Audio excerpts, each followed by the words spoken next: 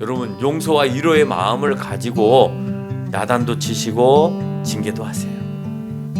나는 저놈 용서 안 할 거야, 위로도 안 할 거야 하고 징계하지 마시라는 거예요. 바울의 마음은 미리 용서와 위로를 깔고 그리고 그 사람의 잘못을 지적하라는 거예요. 왜냐?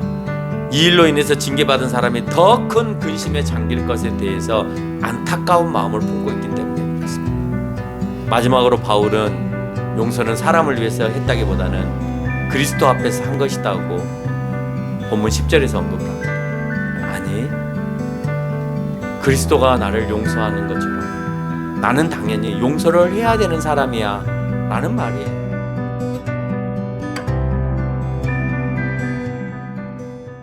오늘 고린도후서 2장 1절로 11절의 말씀을 통해서 용서라는 제목으로 여러분하고 말씀을 나누고자 합니다. 여러분 용서를 몇 번 정도 한 것 같아요? 아마 위로는 용서를 많이 안 하는 거고요.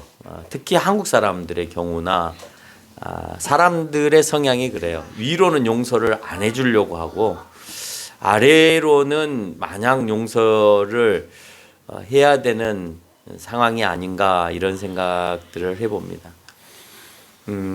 받는 사람 입장에서는 용서가 매우 기분이 좋죠. 그렇죠? 근데 용서를 해줘야 되는 사람에 있어서는 어쩌면 뼈를 깎는 아픔을 참고 해줘야 되는 수도 있습니다. 이를 악물고 내가 이걸 용서해줘야 되나 말아야 되나. 근데 사실 마음먹기에 달려 있어요.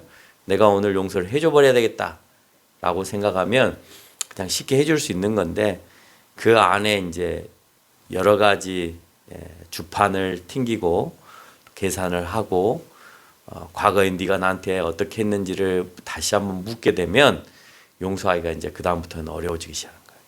용서는 묻지 않고 하는 것 같아요. 묻는 순간에 용서는 안 될 것 같아요. 그렇지 않겠어요? 우리가 용서를 해줘봐서 알잖아요. 그 사람을 용서 못할 것 같던 내용들을 하나하나 따지기 시작하면 용서가 안 되죠. 근데 다 덮어놓고 그냥 나 오늘 용서할게 하는 순간 용서가 되는 것 같습니다. 국제사회도 그렇고 한국 사회 안에서도 수장들이나 정치인들이 마음의 문을 열고 그 사람의 진심이 뭔지를 들어본다라고 할 때 그 진심을 듣는 순간에 문제는 해결되어지는 것 같아요. 근데 진심 있게 말도 하지 않을 뿐만 아니라 진심 있게 대하지 않는 데 문제가 있는 것 같습니다. 그러니까 뭘 줘야 뭐가 된다 이런 마음인 거죠.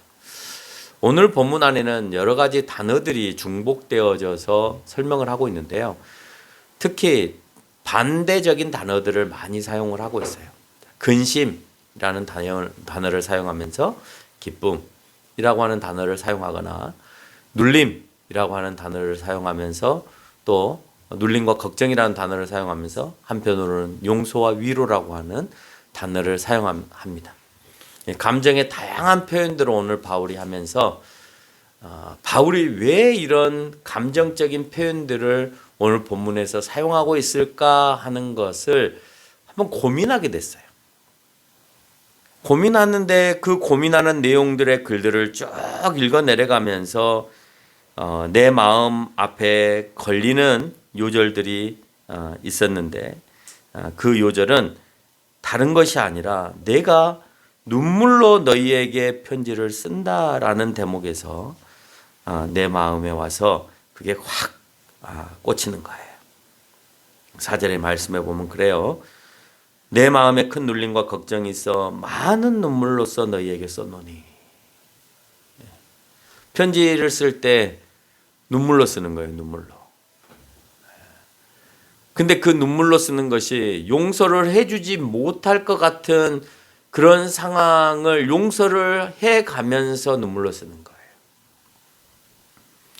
아들이 아버지에게 도발적인 행동을 했을 때 아버지의 입장에서는 아들이 아버지 죄송합니다라고 해야 받아줄 것 같잖아요.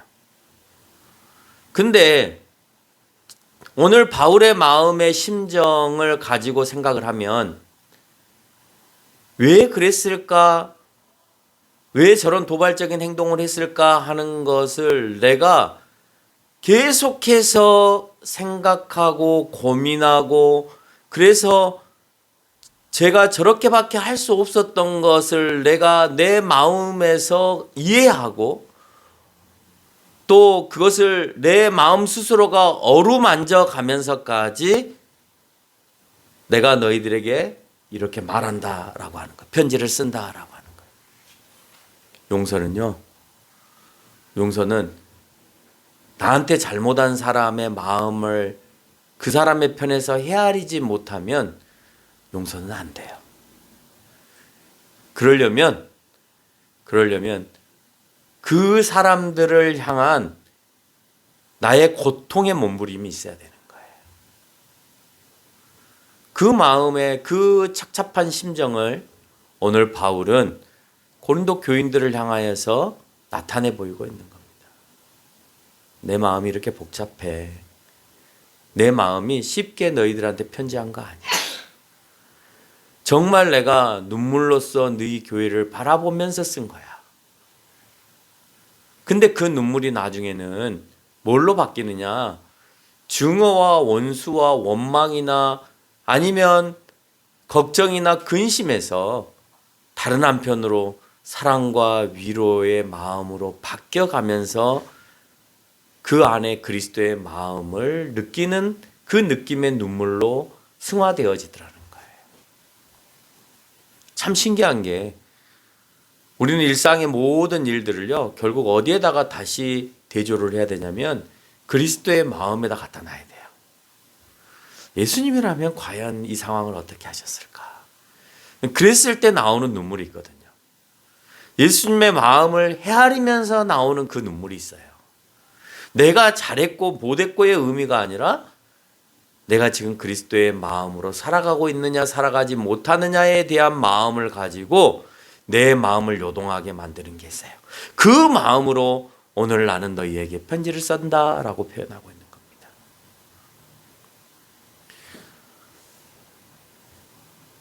사도 바울은 고린도 교회를 아마 거기에서 사도 바울에게 대항했던 많은 사람들의 그 생각들을 하면서 정말 고통스럽게 자기를 대항했던 대적했던 사람들을 만나면서 고통스러운 가운데 고린도 교회를 방문했습니다. 그 이후에 그 고통의 마음을 품고 에베소로 돌아간 바울은 많은 고민을 하다가 결국 고린도 교회를 갈 것이냐 말 것이냐라고 하는 그 기로에서 고린도 교회를 가지 않는 것이 좋겠다라고, 재차 방문하지 않는 것이 좋겠다라고 하는 글을 1장에서 쓰고 있죠. 여기서 표현하고 있는 고통이라고 하는 단어는 내적인 슬픔이나 번민을 얘기하는 거예요. 너무 슬픈 거예요. 다시 가는 거예요. 근데 그 다시 가는 그 슬픔이 내가 나를 대적하는 사람들로 인하여서 슬픈 것이 아니라 그 교회가 대적자들과 그렇지 않은 온전한 그리스도인들 간에 가지고 있는 그 갈등의 문제 때문에 오늘 사도 바울은 슬프고 번민해 있는 겁니다. 바울은 사실 자기를 자세하게 자기를 돌보기보다는 더 교회의 중심이 있어요. 목사의 마음이 그런 것 같아요. 사도의 마음도 그렇지만 내가 물론 뭐 교회가 뭐 크고 재산이 많으면 모르겠습니다만은 작은 교회를 이끌어가는 내 마음에 있어서는 어떻게 하면 교회에 더 내놓을까 하는 마음이 목사의 마음이에요. 있고 없고에 대한 슬픔과 번민을 떠나서 목사는 어떻게 하든지 교인들에게 피해를 주지 않으면서 교회가 아름답게 이루어져 가는데 더 목적을 갖고 있는 것 같아요. 여러분 처음 예수님 만났을 때 그 열정 아시잖아요. 근데 시간이 지나서 그 열정 다 식어버렸잖아요. 누구나 마찬가지일 겁니다. 교회를 처음 입문하고 예수님 만났을 때 그 뜨거움 여러분 다 갖고 계시잖아요. 근데 돌이켜 보십시오. 무슨 이유인지 모르지만 그 마음 다 놓쳐버렸잖아요. 그게 하나님께서 내 기도의 응답을 안 들어주셨기 때문에 놓쳐버렸는지, 아니면 내 생활이 팍팍해서 놓쳐버렸는지, 무슨 이유인지 모르게 놓쳐버렸지만 우리는 그 생활과 내 기도를 들어주시지 않음에 대하여서 계시는 예수님을 무시하는 것이 아니라 들어주시지 않고 내 생활이 팍팍하더라도 나는 늘 예수님께 매여 있어야 된다라고 하는 것을 잊지 말아야 해요. 목사인 나도 계속해서 반복해서 그것을 되새겨야 되는데 여러분들께서 과거에 그 예수님을 만났던 그 첫사랑을 계속해서 기억해내지 못하는 그 되새김질을 못한다면 그러면 우리는 사실 불행한 겁니다. 예수 안 믿는 것과 같은 거고 참 슬픈 신앙생활을 하고 있는 것과 같은 거예요. 바울의 고통과 근심은 그 고통과 근심을 품고 오늘 고린도 교회를 가지 않는 것이 좋겠다는 생각을 합니다. 이유에 대해서 2절과 3절에서 언급하고 있는 대로 나를 근심하게 하는 사람이 내가 근심을 품고 옴에 대하여서 기뻐할까 봐 내가 화를 잔뜩 내고 내가 근심을 잔뜩 품고 고린도 교회에 짠 하고 나타나면 그래 바울은 바로 저런 모습으로 올 거야 라고 했던 그대로 맞아떨어진 거예요. 맞아떨어지니까 기쁠 거 아니에요. 그렇죠? 그러니까 나는 그 기쁨을 주지 않게 하기 위해서라도 고린도 교회에 가지 않는다라고 하는 거예요. 그 악한 마음을 품고 있고 그 악한 생각에 사로잡혀 있는 그 사람들 그 뜻대로 되지 않게 하기 위해서 그 사탄의 농락에 내가 빠지지 않게 하기 위해서라도 나는 가지 않는다. 내 근심으로 인해 나를 기쁘게 할 자에게까지 근심을 안기고 싶지 않는 것이 바울의 심정이었습니다. 오늘 본문을 통해서 우리는 상대를 어디까지 이해하고 배려하고 있는가 하는 것을 고민해 보세요. 어머니는 아마 자녀들에게 한량없는 마음으로 품어주시는 것 같아요. 할머니도 마찬가지고. 그렇죠? 최대한 이해하려고 하고 배려하려고 하는 마음이 부모의 마음이 아닌가 그런 생각을 해봅니다. 내가 좋으면 상대가 어떻게 되든 상관없지 않을까요? 라는 생각도 해보죠. 내가 좋으면. 요즘 세상에는 그렇습니다. 내가 좋으면 상대가 어떻게 되든지 말든지. 옛날에는 내가 손해를 보더라도 상대에 대한 배려와 이해가 있었어요. 왜? 자존심도 있고, 왜? 또 뭐가 있어요? 체면도 있잖아요. 근데 요즘에는요, 자존심은 있는데 체면이 없어요. 그래서 어른 노릇을 잘 안 하려고 하는 경향들이 참 많아요. 내가 체면이 있어도 먹고 싶어도 좀 참고 뭐 이런 게 있잖아요. 그런데 요즘은 먹고 싶은 그냥 먹는 거예요. 왜? 어렸을 때부터 부모들이 그렇게 가르치거든요. 그냥 그런 거 따지지 말고 네 하고 싶은 대로 해. 그게 체면 문화가 없어져 버린 거예요. 그러나 오늘 사도 바울은 잘못된 것은 철저하게 그 잘못된 것을 따라가는 것이 아니라 배제하고 그 잘못된 것들을 개척하고 옳은 것을 향하여서 가는 것이 옳다라고 하는 것을 계속해서 설명하고 있는 겁니다.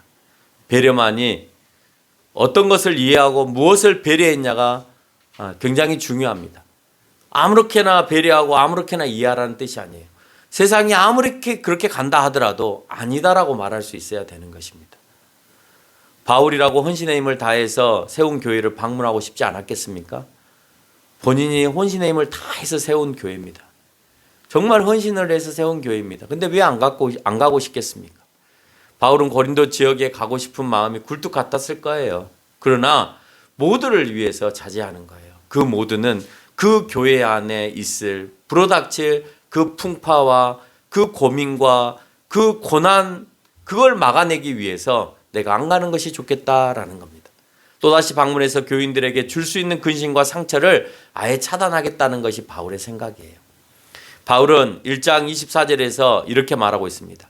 오직 너희 기쁨을 돕는 자가 되게 함이라. 내가 너희에게 할 수 있는 일은 기쁨을 주는 거다. 내가 기쁨을 주는데 돕는 일을 하고 싶어. 그래서 내가 가는 것이 너희들이 좋다라고 얘기하지만 내가 전체를 다 아우러 보니까 안 가는 것이 더 많은 사람들에게 기쁨을 주는 것 같다. 너는 나를 오라고 하지만. 그런 마음이 드는 겁니다. 바울은 방문을 하지 않지만 사도로서 교회를 다스려야 될 의무와 책무가 있었기 때문에 4절에서 너희에게 눈물로 썼다라고 얘기했죠.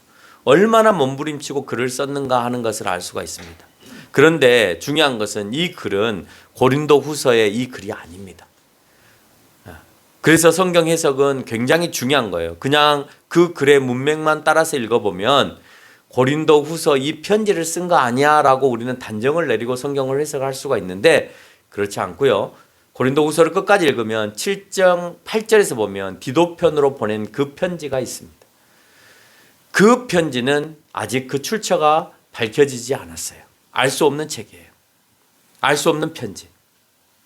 그러니까 그 편지를 이미 먼저 보냈을 것이다 라고 하는 거예요. 왜? 오늘 내가 너희들에게 어떤 내용을 울면서 썼는지에 대한 내용이 없어요. 그리고 과거처럼 쓰여져 있어요. 그렇기 때문에 그 편지가 이미 너희들에게 또한 보내졌을 것이다 라고 하는 내용을 담고 있는 겁니다. 4절에서 말하는 큰 눌림과 걱정. 나는 큰 눌림과 걱정을 가지고 이 편지를 씁니다. 눈물로 썼다는 말 자체가 쉽게 쓴 편지는 아니었다는 거죠. 큰 눌림과 걱정 가운데 쓴 것으로 보아서 고린도 교회의 잘못을 지적한 편지였을 가능성이 굉장히 높습니다. 왜? 얼마나 압박이 있었겠냐는 거예요. 내가 이걸 쓰면서 얼마나 힘들었겠냐는 거예요. 얼마나 내가 이 말 한마디를 잘못 써서 교회에 또 다른 분쟁이 일어나지 않을까 하는 걱정 가운데 썼다는 거예요. 그렇다 하더라도 사도로서 잘못된 것을 간과할 수 없기 때문에 하는 거예요. 부모가 자녀에게 아닌 것을 아니다라고 얘기하는 것은 옳은 거예요, 여러분. 차라리 그 말을 고린도 교회에 보내지 않았으면 고린도 교회가 그것으로 인해서 또 서로 옥신각신 하지 않았을 텐데 라고 우리가 말할지 모르겠지만 아니요. 아닌 것은 아니라고 말해야 된다라고 하는 것이 바울의 주장이라는 거예요. 바울이 지적하고자 한 건 역시 바울이 과하게 지적한 것이 아니라 5절에서 언급하고 있는 대로 고린도 교회 교인들도 어느 정도 알고 있는 것을 의미해요. 그러니까 전혀 모르고 있는 그런 상황을 오늘 바울이 지적하고자 하는 것.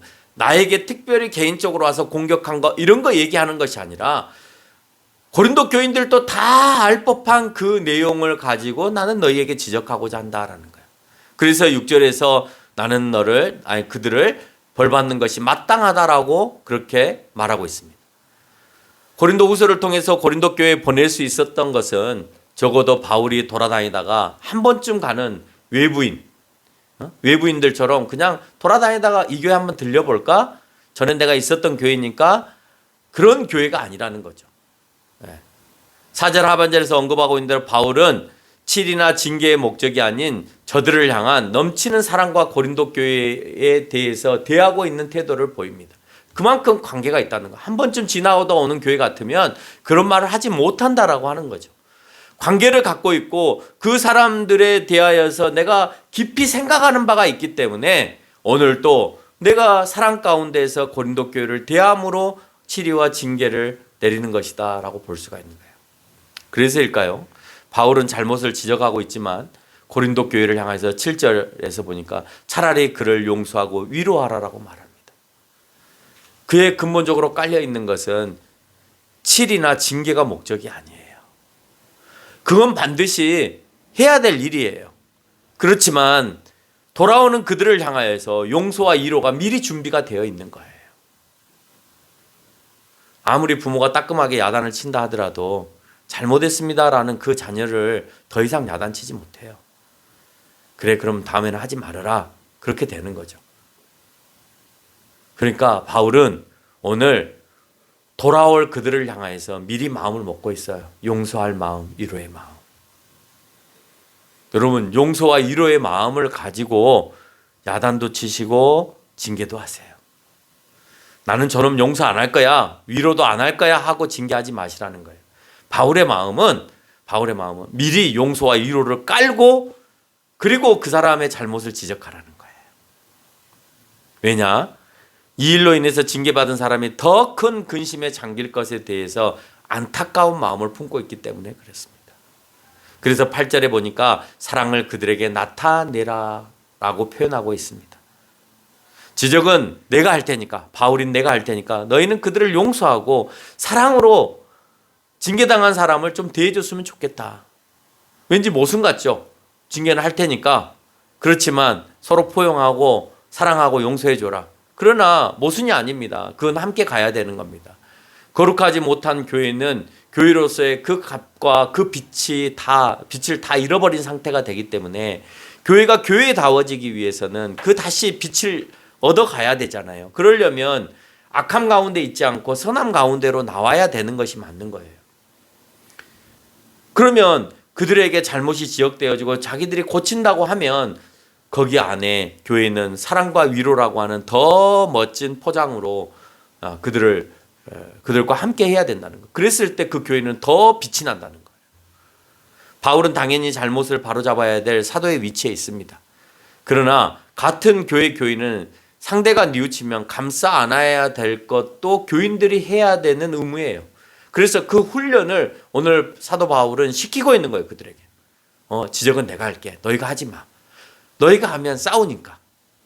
옳고 그름을 서로 말하다 보면 싸우게 될 거 아니야. 그러니까 지적은 내가 할게. 내가 모든 것을 안고 지적할게. 그러나 그들이 돌아설 때는 너희들이 좀 껴안아줘. 사랑해줘. 분명 징계를 받는 자가 있는데도 도리어 자신의 모습을 은폐하기 위해서 사도를 공경스럽게 만들거나 공경하게 만들거나 교회를 나가지 않고 교회를 괴롭혔던 사람들이 있었어요. 유력자들이 있었습니다. 고린도전서를 보면. 교회는 힘 있는 사람 위주로 움직여서는 안 되죠. 잘못을 했는데 교회가 알아요. 저 사람이 잘못한 거를. 너무너무 잘못했어. 바울에게도 너무너무 잘못했어. 그런데 그 사람을 빼버리면 교회가 너무 힘들어져. 왜? 유력한 자니까. 그래서 함부로 말을 못해. 잘못하고 있는데도. 그럼 교회는 안 된다는 거예요. 그래서 너희가 말 못하는 그 유력자에 대하여서 내가 말을 할게. 그러나 그 유력자가 마음을 돌이키면 그러면 받아줘야 되는 것은 너희의 몫이다 라고 얘기를 하는 겁니다.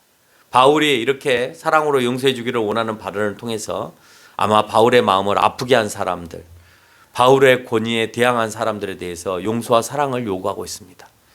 바울 스스로도 용서와 사랑을 하고 있고 내가 용서와 사랑을 하고 있으니 그럼 난 됐잖아.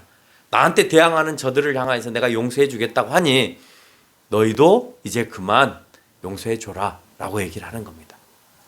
고린도 교회는 일에 순종하였는지를 알고자 해서 편지를 쓴다고 9절에서 설명하고 있습니다. 제발 내 이 말에 너희가 순종해 줬으면 좋겠다. 고린도후서 2장의 바울의 편지를 보면 바울은 필요시에 징계도 행하여야 하지만 이 일 이후에는 개인과 교회의 회복을 위해서 용서와 사랑이 교회 내에서 이행되어져야 된다. 그런 과정들이 교회 가운데는 꾸준히 있어야 된다라고 하는 것을 설명하고 있어요. 바울은 교회의 순결성과 순결을 하다 보면 순결성을 유지하다 보면 순결하지 못한 사람에 대한 야단이 있으니까 그러면 그 야단 맞은 사람은 교회 오기 싫을 거 아니에요. 그러면 교회가 일치가 돼요? 안 돼요? 안 되죠. 분열이 되죠. 그러니까 이 순결성과 교회의 일치를 함께 요구하고 있는 거예요. 근데 크든지 작든지 교회 역사 속에서 보면 교회의 순결성을 향하여서 열심히 지탄하고 잘못을 지적하기도 했지만 다른 한편으로 교회의 일치를 위해서 그 사람들을 껴안아주지 못했던 교회 역사들도 굉장히 많이 있고요. 그게 하나의 교회이든 교단의 교회이든 세계의 모든 교회의 모습이든지 간에 그게 일치가 되지 못해서 결국은 분열로 연결되어지는 과정들이 너무 많다는 거예요. 그런 교회들이 오늘 고린도 후서의 말씀을 좀 제대로 읽어봤으면 충분히 됐을 겁니다. 또 포용과 용서를 하려고 해도 그 순결하지 못한 사람들이 자기네들이 따로 그러니까 예를 들어서 순결한 사람들을 무시하고 따로 독립적으로 그냥 크게 이끌고 가는 경우들도 너무 많이 있었어요. 개신교가 로마 카톨릭과 하나 되지 못한 것도 거기에 있습니다. 함께 가려고 했지만 자기네들은 그 순결성을 유지하지 않고 그걸 버리면서까지 함께 하기를 원하지 않았어요. 그러다 보니까 같이 갈 수가 없는 거죠. 그런 모습들이 한국 교회 가운데도 있었고 세계 교회 가운데도 있었다라고 하는 겁니다. 지금도 마찬가지입니다. 중국의 지하 교회들도 삼자 교회와 함께 가지 못하는 이유들이 지금까지 공산당에 잘 협조하면서 핍박과 고난을 당하지 않고 정부로부터 많은 혜택들을 누리면서 또 외부로부터 오는 많은 자금들을 가지고 화려하게 건물도 짓고 살 만큼 누릴 만큼 다 누려가면서 사는 목회자들과 핍박과 어려움 가운데 지금까지 그렇게 헌신하면서 복음을 전했던 목회자들과 함께 연결하기가 너무 어렵겠죠. 아마 그 사람들은 지하교회 목회자들과 함께 하기를 원하는 마음이 있을지 몰라도 중요한 것은 이 사람들이 세력이 크니까 합치려고 하는 의도들도 없어요. 그래서 우리가 잘못했다, 순결함으로 돌아가야 되겠다라는 마음을 전혀 갖지 않습니다. 왜? 자기의 덩치가 99%거든요. 지하교회 너희 뭐 다 해봐야 뭐 1%나 되니? 그냥 너희는 너희대로 놀아. 하나로 일치하려고 하는 생각이 전혀 없는 거야. 우리는 용서해주고 싶고 너희가 회개하고 돌아오면 우리는 다 맞이할 준비가 되어 있지만 그렇지 않다는 거예요.